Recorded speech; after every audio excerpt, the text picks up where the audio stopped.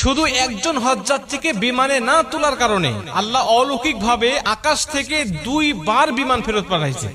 ঘটনাটা মাত্র 2 দিন আগের। আপনারা অনেকেই পত্র পত্রিকায় দেখেছেন, লিবিয়ার একজন মুসলিম যুবক তিনি এই চলতি বছরে হজ করার জন্য সৌদির উদ্দেশ্যে রওনা হয়েছিলেন।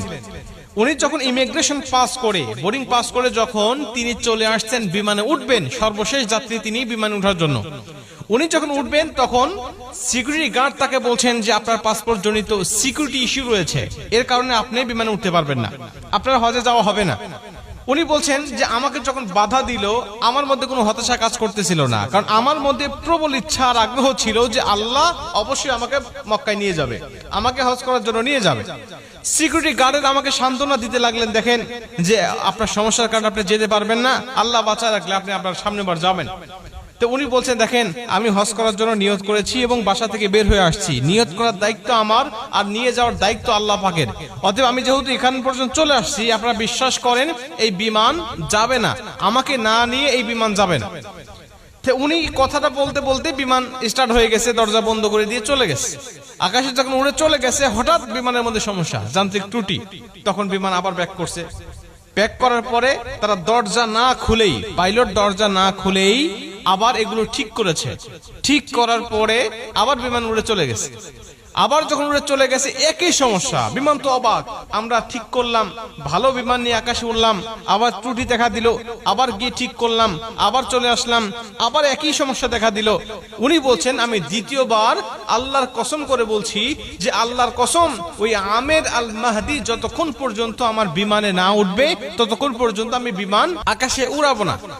উনি কসম করে এখানে নিয়ে আসছেন, নিয়ে এসে বলছেন যে আপনি বিমানে ওঠেন, এবং আপনাকে না নিয়ে যাওয়ার কারণে আল্লাহ অলৌকিক ভাবে আমার বিমানের মধ্যে 2 বার একই সমস্যা দিয়েছে, যে সমস্যার সমাধান আমরা করেছি, কিন্তু আপনাকে না নিয়ে গেলেই সমস্যা আবার নতুন করে সৃষ্টি হচ্ছে।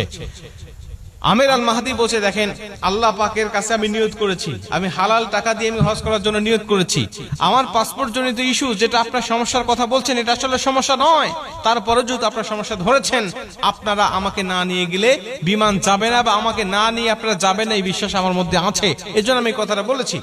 সবাই তাকে তো আগ্রহ করে ধরলেন এবং সবাই তাকে বিভিন্নভাবে সংবর্ধনা এবং সম্মানিত করতে লাগলেন। এখান থেকে পরিষ্কারভাবে বক্তব্য বোঝা যায় যে আল্লাহ পাকের কাছে যখন কোনো ব্যক্তি খাঁটি দিলে নিয়ত করে, আল্লাহ পাক তখন সেই নিয়তটা পূর্ণ করে, এটা আল্লাহ পাকের দায়িত্ব। বান্দার চেষ্টা যখন শেষ, আল্লাহ পাকের সাহায্য তখন থেকে তার শুরু হয়ে যায়। বান্দা ইচ্ছা করলেই বিমানটাকে আটকে রাখতে পারবে না, কারণ এটা দেশের নিয়ম, দেশের আইন, সে ইচ্ছা করলেই এককভাবে সেটাকে পরিবর্তন করতে পারবে না। এজন্য আল্লাহ পাক অলৌকিক ভাবে বিমানটাকে বারবার সমস্যার মধ্যে ফেলিয়ে পাইলটকে শিক্ষা দিতে চাইলেন যে ওকে না নেওয়া পর্যন্ত তুমি এই যাত্রীগুলো নিয়ে তুমি মক্কায় প্রবেশ করতে পারবে না, যেতে পারবে না। প্রিয় ভাইরা আমার, বান্দার চেষ্টা থাকতে হবে, আগ্রহ থাকতে হবে। আল্লাহ পাক দেখেন বান্দার ভিতর তামান্না নিয়তটা কি আছে, আল্লাহ পাক দেখেছে বান্দা নিয়ত খাঁটি সহি হালাল টাকা দিয়ে সে হজ করতে যাচ্ছে, কেন সে যেতে পারবে না, আমি আল্লাহ তাকে নিয়ে যাব। ইউসুফ আলাইহিস সালামকে যখন ঘরের মধ্যে জুলাইখা বন্দী করে ফেলেছিলেন, ইউসুফ আলাইহিস সালাম দেখলেন আমার শক্তি এখানে আর নাই, আমার শক্তি কতটুকু, ওই দরজা পর্যন্ত আমি যেতে পারবো, দরজা পর্যন্ত আমি হেঁটে হেঁটে যেতে পারবো বা দৌড়ায় যেতে পারবো, কিন্তু দরজা খোলার শক্তি আমার নাই, কারণ চাবি আমার হাতে নাই। আল্লাহর সাহায্য আমার উপরে আসবে তখন, আমার শক্তি আমার চেষ্টা ব্যর্থ হবে যখন, তখন উনি দৌড়ায় চলে গেলেন।